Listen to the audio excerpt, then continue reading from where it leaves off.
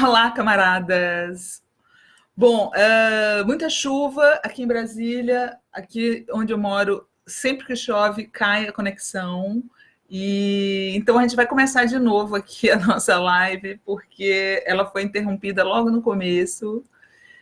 Como eu combinei com vocês, hoje eu vou dar dicas de livros para vocês darem para as pessoas no Natal, né? Já que essa época é de consumismo, pelo menos que se consumam livros, que é muito bacana. Eu acho, inclusive, que as pessoas podem comprar tranquilamente de sebos, não precisa ser livro novo, né?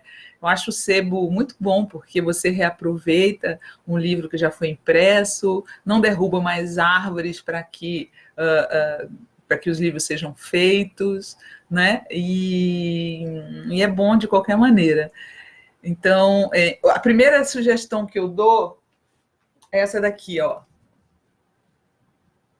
Raul Seixas, Não Diga que a Canção Está Perdida, JB Medeiros. A gente tinha comentado sobre o caso que Paulo Coelho insinuou no Twitter que o Raul tinha sido dedo duro dele durante a ditadura. Depois ele recuou, disse que foi levado ao erro pelo biógrafo JB, mas o JB disse que em nenhum momento do livro ele afirma isso, né?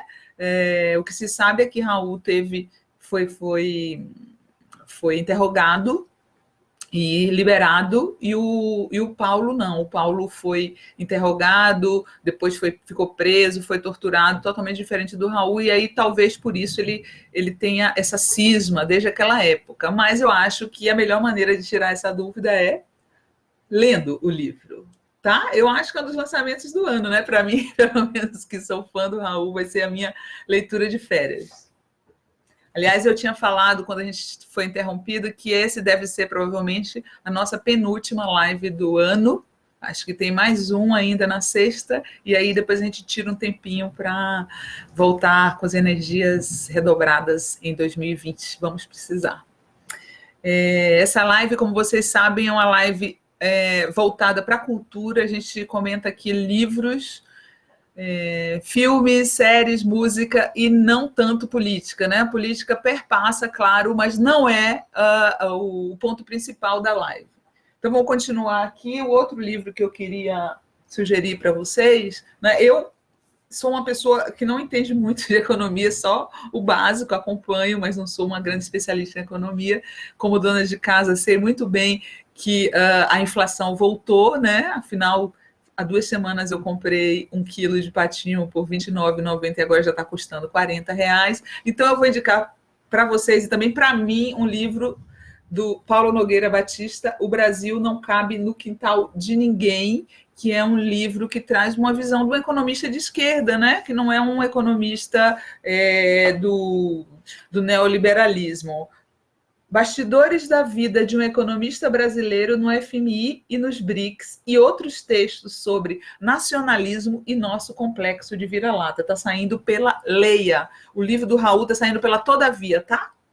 O Brasil Não Cabe no Quintal de Ninguém, de Paulo Nogueira Batista. Normalmente, eu faço no site, se vocês quiserem entrar lá depois, eu vou colocar o link. Todo ano tem as dicas literárias. Deixa eu pegar aqui do ano passado para vocês verem. Dicas literárias Socialista Morena. Todo ano eu solto as dicas literárias para o Natal Vermelho, já teve 7 edições, então assim, se vocês quiserem mais dicas, basta clicar aqui, tá? Tem todas as 7 edições aqui nesse último post, eu coloco o link para todas as edições. Tá duro, tá difícil aqui. Enfim, e aí esse ano, como eu estou super atolada de textos para entregar, eu resolvi fazer essa live, já que a gente está fazendo uma live cultural, então eu vou dar as dicas aqui. Esse outro livro que eu achei muito interessante, que eu acho que tem a ver com o momento, né, de negação da ditadura e dos horrores da ditadura pelo bolsonarismo, Ditadura e Homossexualidades, né?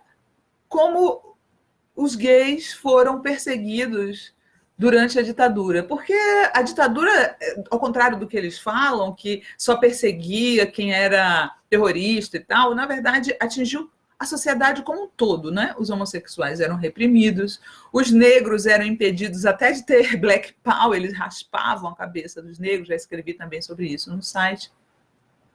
E os indígenas também eram reprimidos, era a sociedade como um todo. E aqui nesse livro, o James Green e Renan Quinalha contam sobre como a ditadura perseguiu e oprimiu os homossexuais. Esse eu não posso deixar de indicar novamente textos do Lula, textos, na verdade, do Lula não, escritos para o Lula sobre espiritualidade de pessoas que visitaram ele, ou que admiram ele, que queriam escrever alguma coisa para ele, né? Organizado pelo Mauro Lopes. É lindo o livro. Já indiquei, tem texto escrito sobre ele no site. Também recebi esse aqui, que também tem tudo a ver com o momento que a gente está vivendo, do Cid Benjamin, e que fala Estado policial. Como sobreviver ao Estado policial. Está saindo pela Civilização Brasileira, né? Aí o que diz aqui?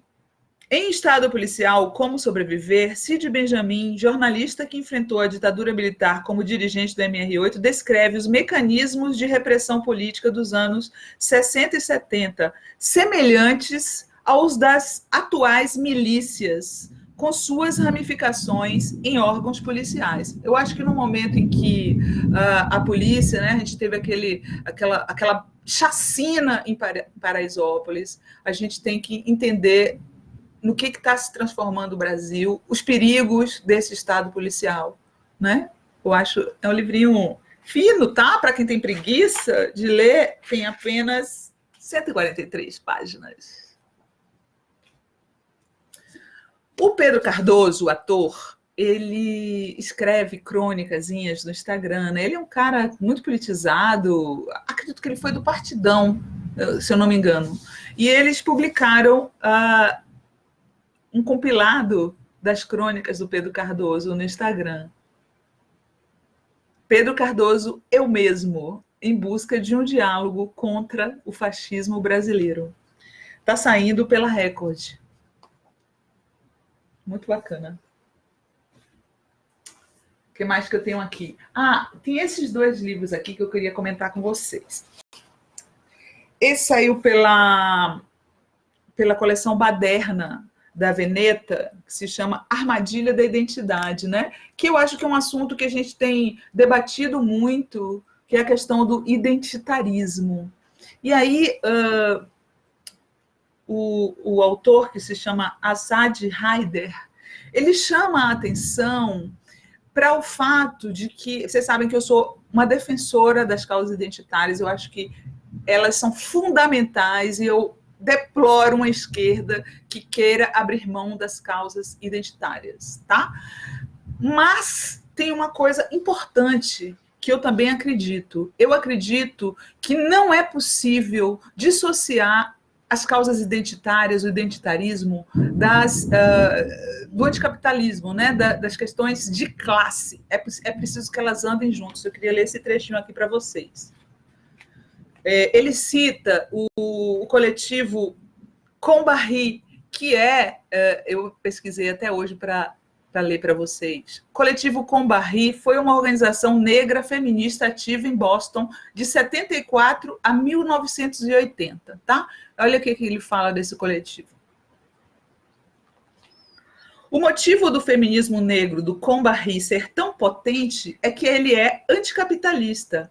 Pode-se esperar que o feminismo negro seja antirracista e se oponha ao sexismo, mas o anticapitalismo é o que lhe dá a radicalidade, a intensidade, a profundidade e o potencial revolucionário. Eu concordo inteiramente com isso. E esse texto aqui, e esse livro aqui, O Feminismo para os 99%, o Manifesto, da Cíntia Arusa, Titi Bhattacharya e Nancy Fraser, fala exatamente a mesma coisa, da importância de associar as lutas identitárias, feminismo, luta contra o racismo, né, LGBT, às questões de classe. Essa está saindo pela Boitempo, e quando você fala de feminismo para os 99%, o que é? É que existe um feminismo que é o feminismo das elites, o feminismo do 1%, né? Que é o feminismo, como a deputada Tabata falou outro dia, que é contra o aborto, né? É fácil para ela, sendo uma deputada, né? Ela veio da pobreza, mas hoje ela é uma pessoa que faz parte da elite, falar contra o aborto quando sabemos que muitas mulheres pobres não têm opção a não ser abortar ilegalmente, né? As pessoas das classes sociais mais altas têm as suas clínicas limpinhas e caras para abortar, enquanto as mulheres mais pobres não têm, têm que correr risco de vida fazendo. Então, esse é um feminismo do 1%, é um feminismo que defende a libertação da mulher, né?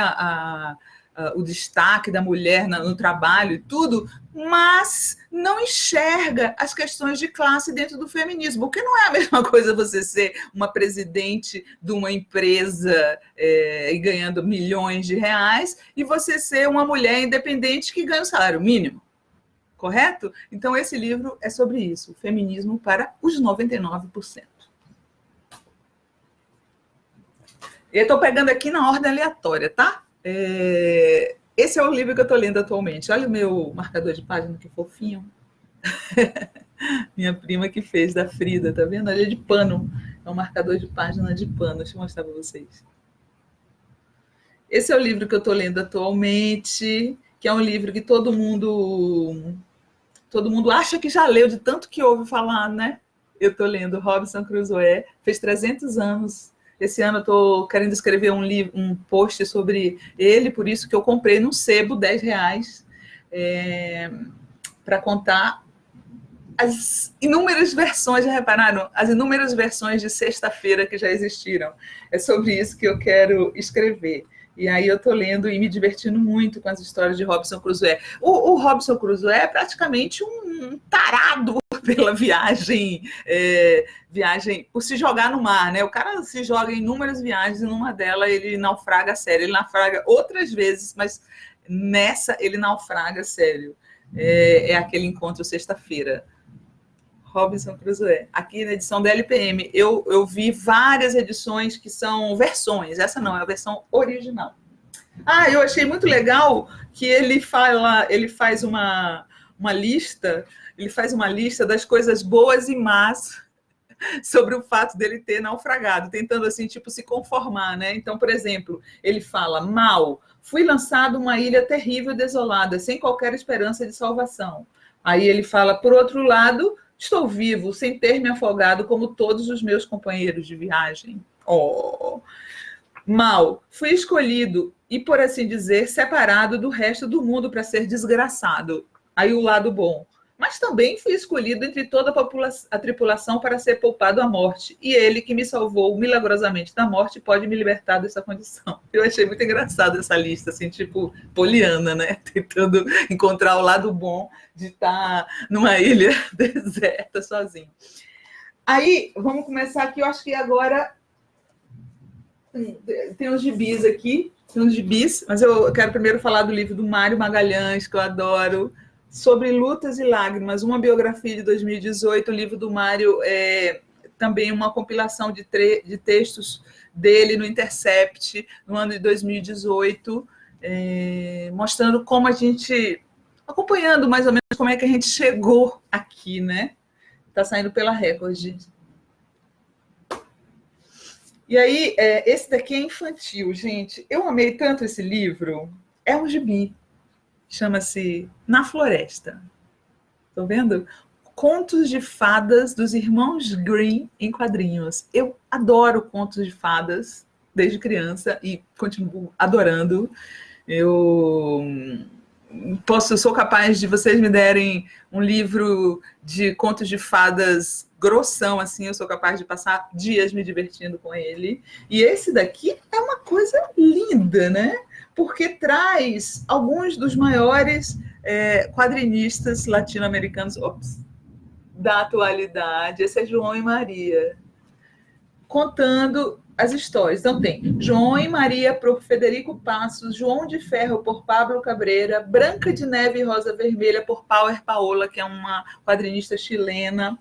Tem um quadrinista que eu adoro, que escreve O Príncipe Sapo por Liniers, o argentino Liniers. Ele outro dia fez a capa da New Yorker. O cara é feríssima. Olha o desenho do sapo, gente.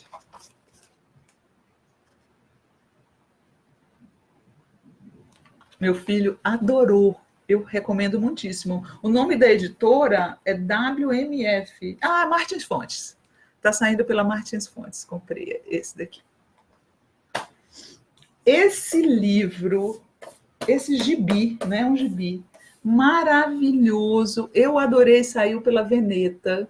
Matias Picard, Giannini. É a história de uma prostituta já com seus 60 e poucos anos e conta, ela é francesa e conta a história dela desde, passa pela Guerra da Argélia, passa por um monte de coisa.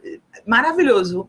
O pós-fácil é da Monique Prada, que é uma ativista prostituta, ativista, puta ativista, como a Monique fala, né? E ela fala sobre a vida da Janine, que tem alguns aspectos tristes e tudo, mas ao mesmo tempo é uma mulher rica de inteligência e vivência, né? Ela passou por muita coisa. É uma autobiografia em quadrinhos. Eu achei incrível. E esse que eu estou lendo agora, que é Gramsci em quadrinhos. Gente, como o Gramsci é atual. Também está saindo pela Veneta. Nestor Corran e Rap. É muito bom, né? Porque a gente vê as coisas como se repetem, como a história se repete. Infelizmente, como dizia Marx, a primeira vez como tragédia e a segunda como farsa, né? Gramsci em quadrinhos. Eu gosto muito dessa popularização, sabe? Porque senão a gente fica intelectual de esquerda, que lê o Marx, um negócio super difícil. E como é que a gente atinge todo mundo? Como é que a gente chega na juventude? Eu achei muito bom. Também recebi esse aqui da Luísa.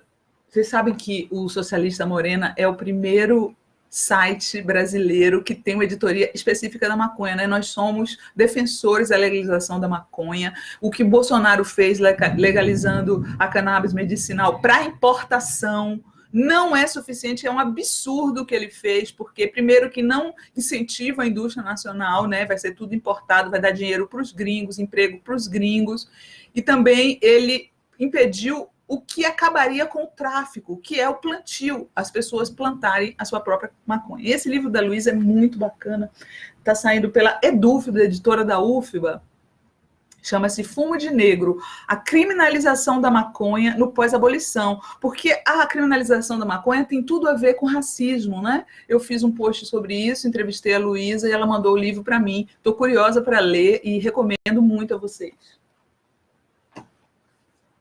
Para terminar, esse livro que eu achei incrível, O Homem Sem Talento, que é um mangá, você tem que ler como os japoneses, está vendo a capa? O Homem Sem Talento, de Yoshiharu Tsuge. Você tem que ler o contrário, como é do Japão. Começa para o final e vai para o começo. E o último é dos gêmeos. Se vocês procurarem no meu site, tem lá um perfil dos gêmeos freirianos, Ivânio e Ivo Dickman. E eles mandaram para mim esse livro maravilhoso que serve para curiosos e também para os professores. 365 dias com Paulo Freire. Você compra no site deles, da editora, que é uma editora deles mesmo, e aí é para o ano inteiro, para professores pensarem a didática deles a partir de Paulo Freire, e também para quem, como eu, é apenas curiosa e admiradora desse educador fantástico, admirado no mundo inteiro, e que os ignorantes do bolsonarismo querem acabar com eles. Bom, essas foram as minhas dicas literárias. Espero que vocês tenham gostado. Espero que tenha sido útil a vocês. E agora a gente vai bater um papinho, vou dar uma olhada nos comentários e responder a vocês, tá? Vamos lá.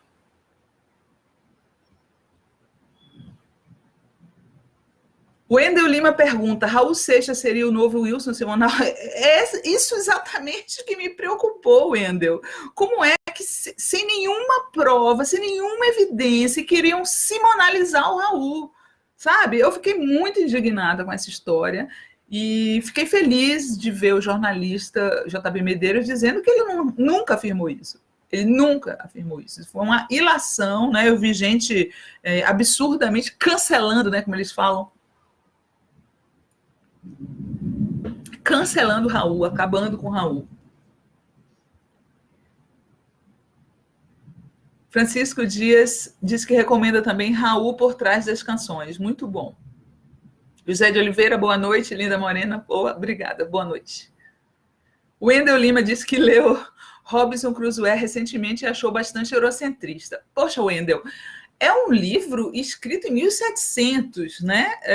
Nessa época, as Américas tinham 200 anos, né? A Europa já existia, eu acho natural que seja eurocêntrico. Ele doutrinou religiosamente Sexta-feira. Obviamente é um clássico universal e merece ser lido. Sim, sem dúvida, tem uma relação aí. É sobre isso exatamente que eu quero falar. Primeiro, ler o livro para ver como ele retrata o Sexta-feira e depois mostrar como que foram... porque eu considero, eu acho que... não é só eu que considero, eu acho que pode-se afirmar que Robinson Crusoe é o pai de todos os livros e filmes sobre náufragos que surgiram depois, né? É tipo um pioneiro. E aí, durante os anos que se seguiram, os sextas-feiras foram de tudo. Teve Sexta-feira Marciano, teve Sexta-feira Mulher. Outro dia eu vi no Netflix um Sexta-feira Morto, né? Naquele filme do Tom Hanks, o Sexta-feira é uma bola de basquete. Então, eu queria escrever sobre isso, essas diferentes visões do Sexta-feira a partir do original. Mas, para isso, eu precisava ler o original, correto? O Wendel sugere as leituras de viagens de Gulliver, de Swift. Silvia Calciolari, amei as dicas, já comprei O Pequeno Príncipe para minha bolsomínia de estimação. Pouco texto e muitas imagens. Silvia, eu vou dizer uma coisa para você. Eu acho que O Pequeno Príncipe é um livro subestimado, sabe? Eu acho que as pessoas são injustas com O Pequeno Príncipe. Eu considero O Pequeno Príncipe um grande livro que, quando falam assim, a leitura de missa, eu acho que subestimam tanto o livro quanto subestimam as missas, porque só porque elas são bonitas, elas não podem ser inteligentes, né? Então, eu acho que talvez fosse melhor você dar para a sua bolsominion de estimação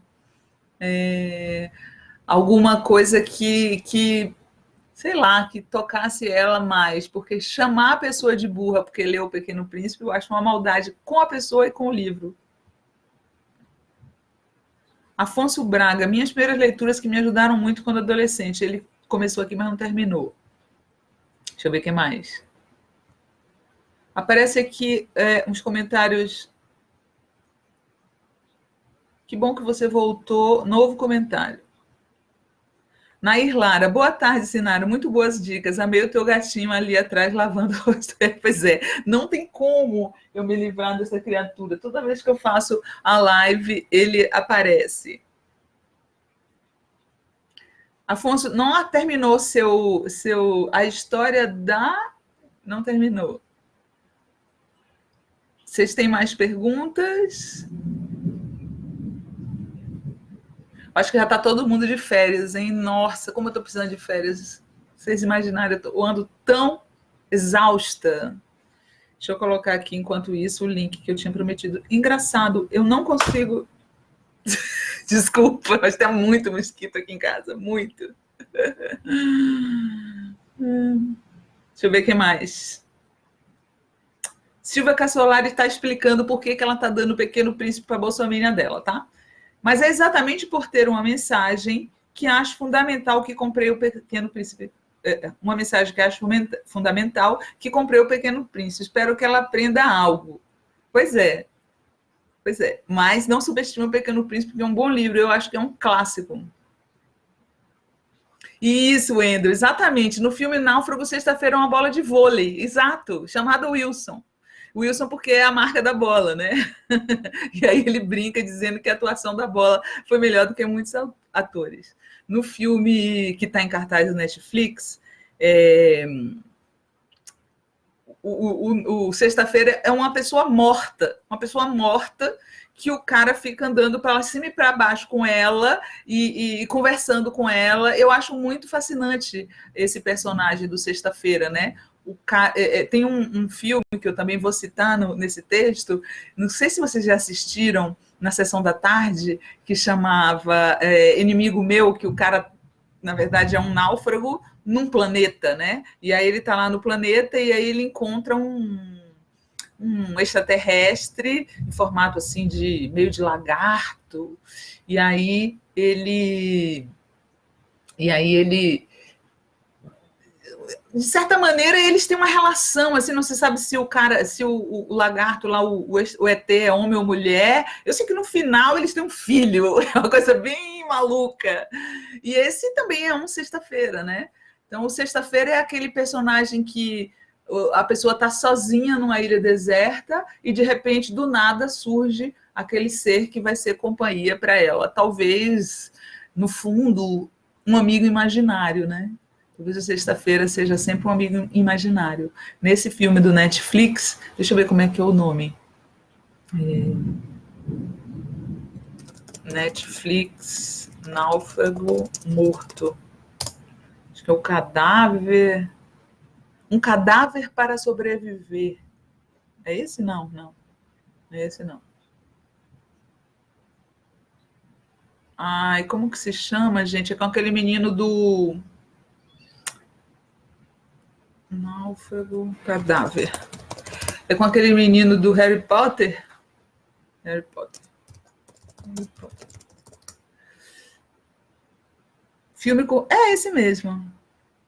Um Cadáver para Sobreviver. Filme com Daniel Radcliffe, que é aquele ator do Harry Potter. Ele faz o cadáver. E fica aquele menino andando com aquele cadáver para cima e para baixo, conversando com o cadáver, e que é o Sexta-feira da história, né? Então, eu acho isso. Eu acho que o Sexta-feira é tipo um amigo imaginário que o náufrago... que o náufrago inventa. Eu vejo muitas metáforas possíveis em relação a isso, né? Solidão do homem no mundo moderno, e aquela história de que nenhum homem é uma ilha, ou todo homem é uma ilha. Enfim, muitas interpretações. Vamos lá, já estamos chegando perto do fim da nossa live. Façam perguntas, porque daqui a pouco a gente encerra.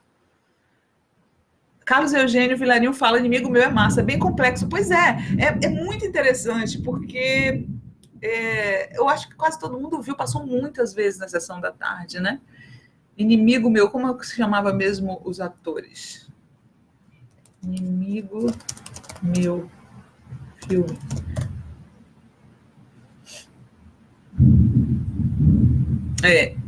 Olha aqui, tem aqui. Um humano e um alienígena do planeta Dracon são forçados a conviver num terceiro planeta desabitado e perigoso. No início, os dois se confrontam, mas logo percebem que para sobreviver precisam se unir, o que resulta numa inesperada amizade. É com Dennis Quaid.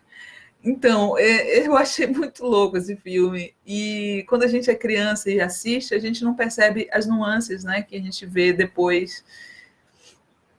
Reinaldo Salles, o livro do Mário Magalhães serviu de base para o filme Marighella, do Wagner Moura? Sim. O livro Marighella, sim, né? No caso, esse livro aqui não é o Marighella, esse aqui é um livro de crônicas que ele escreveu sobre o ano de 2018. Cadê o livro, gente? Já subiu aqui nessa pilha gigante de livros. Olha aqui. Esse sobre Lutas e Lágrimas, que o Mário mandou até com uma como é que fala? Com autógrafo. São crônicas que ele escreveu no Intercept. O livro do Mário chama Marighella, eu já dei na lista dos livros recomendados pelo site, sim, serviu de base para o filme do Wagner Moura. É um um épico, né? O livro do Mário conta a história inteira do Carlos Marighella.